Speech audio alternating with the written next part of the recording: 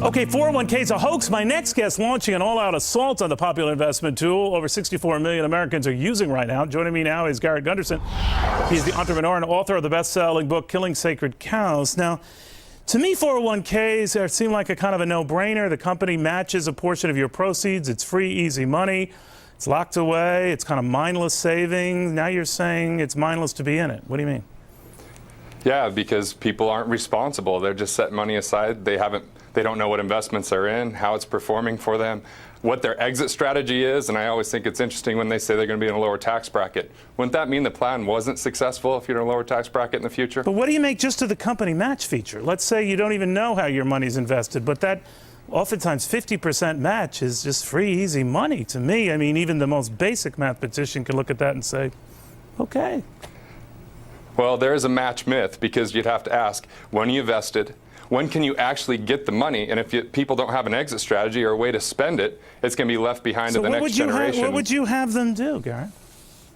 Well, first of all, they need to increase their financial literacy, make sure they have at least 6 months of emergency savings, improve their credit score so they can have more cash flow, but most importantly, invest where they have some expertise and some influence and some knowledge. And if that's a business, it might be that business. Garrett, I don't take exception with any of your fine points, and you're very good at what you do. Okay. But my concern, Garrett, is you're sending a bad message to a lot of folks, especially young folks, who start at a company, don't know a thing or two about savings, but the company is saying, look, take a portion of what you earn.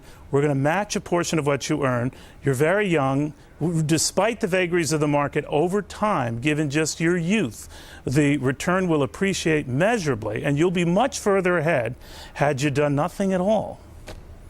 Well, I do think it's wise counsel to start investing, but I think too many people are gambling because they don't know what's going on with it. And if they don't know how to get to the money in the future, what was the reason for saving in the first place? I understand, but a lot of them aren't gambling. Okay. It's just sort of like mindless saving now. I mean, a lot of companies start these automatic deductions, and if you got someone, a young kid who's not really good at that or predisposed to saving, and now automatically a certain amount of money is being taken out of his or her paycheck every week or 2 weeks or whatever it is, that's better than nothing, right? It might be. I'm not saying that you never do a 401k, because that always depends on the situation. But if there's other opportunities, or you don't have certain basic things covered, like your protection component in your insurance or your savings plan, as far as emergency savings, now you got your money locked away. How do you get to that money? You know, what about if you have really high interest rate credit cards? But don't we need that? That's don't we need guaranteed. that sometimes we make access to our savings so easy and so transparent that it's almost too tempting. And one of the nice things about 401ks is you have to go through a few hoops to either take a loan against that money or to get that money out.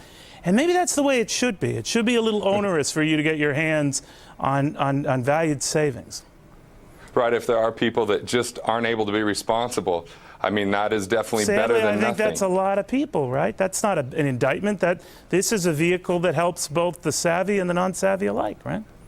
But isn't it interesting how, without responsibility, we find ourselves as Americans in this situation politically, where people are trying to make our choices for us rather than be responsible for our own prosperity and our own life and our own happiness? I think that's the problem, when we turn our minds off and just hope that it's going to work out, keep our fingers crossed. All right. Well, I do that at salad bars, Garrett, and it's gone zero for me. But Garrett, thank you very much. It's an interesting perspective. I don't agree with you, but I do respect you. Garrett Gunderson, thank you.